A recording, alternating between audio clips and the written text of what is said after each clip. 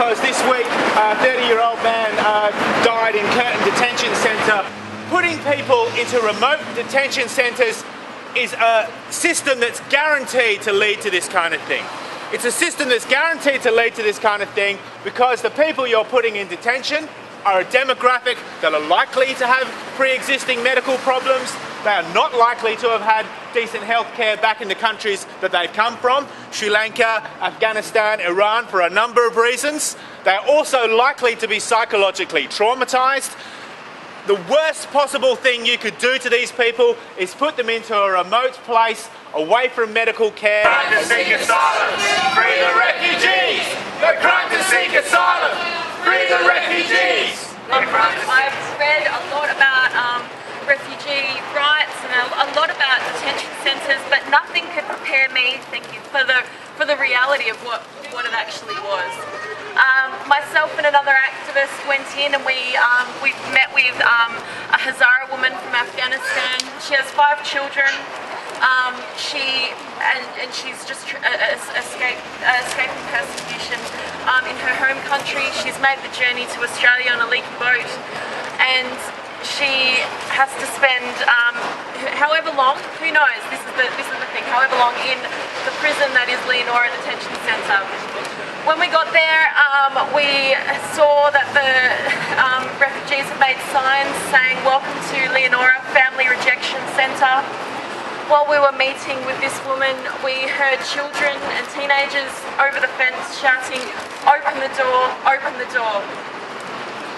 But the door didn't open. As we walked in, we actually saw a number of women trying to pass us notes through the wire fence. They were saying, "Hello, hello, help us, help us." We weren't allowed to take the notes. We were actually shouted at by the guards, and those women were shouted at by the guards. You know, we just, you know, there were so many people there that wanted to talk to us, and but also were happy that we were there, because they saw that actually not all Australians are rejecting them. This is the problem with the policy. This is why they're in remote locations. This is why they're on Christmas Island, because they don't want us to have contact with people. They don't want us to know what's going on in there. How dangerous is a note from a mother? I mean, for God's sake, this is what we're opposing. Shame, DIAC, shame! Free the refugees! Shame, DIAC, shame! Free the refugees! Shame, DIAC, shame!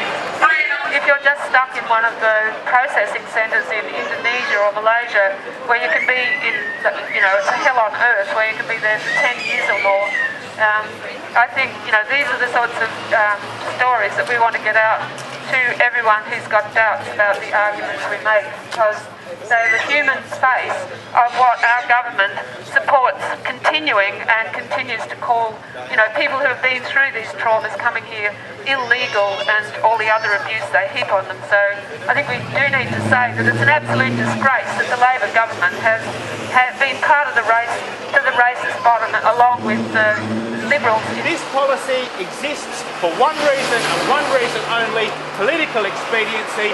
It panders to the lowest common denominator in the Australian polity, and people like us need to stand up in our 1s and 2s and 3s today, but more and more, dozens and dozens soon, and hundreds in the months that go on, and we're going to keep opposing this draconian, racist, vile policy until it's over.